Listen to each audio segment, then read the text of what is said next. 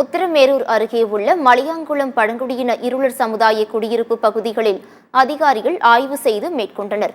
காஞ்சிபுரம் மாவட்டம் உத்திரமேரூர் ஒன்றியத்திற்குட்பட்ட மலையாங்குளம் ஊராட்சியில் பழங்குடியின இருளர் சமுதாய மக்களுக்கு ஊரக வளர்ச்சி மற்றும் ஊராட்சித்துறை சார்பில் கடந்த ஆண்டு 178 அரசு தொகுப்பு வீடுகள் கட்டிக் கொடுக்கப்பட்டன.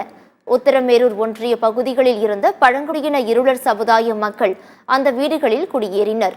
இந்நிலையில் அங்குள்ள சில வீடுகளில் விரிசல் ஏற்பட்டு சிமெண்ட் பூச்சிகள் பெயர்ந்து காணப்படுவதாக புகார் எழுந்தது.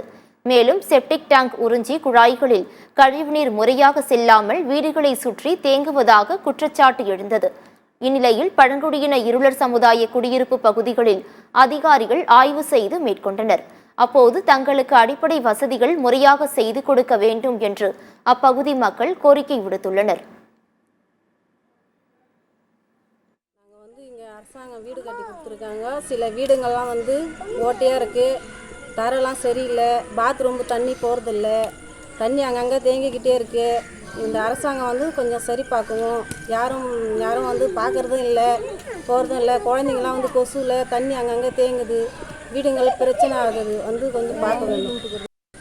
இப்போ எங்களுக்கு இங்கே கட்டி கொடுத்துருக்காங்க. இந்த இடம் உள்ளெல்லாம் தரெல்லாம் பார்த்தா பேத்துக்கிட்டு வருது.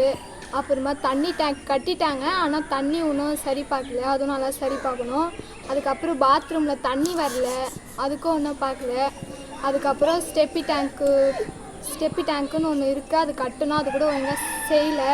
அப்புறம் மழை வந்துச்சுன்னா தண்ணி தேங்குது, கொசு வருது, பசங்க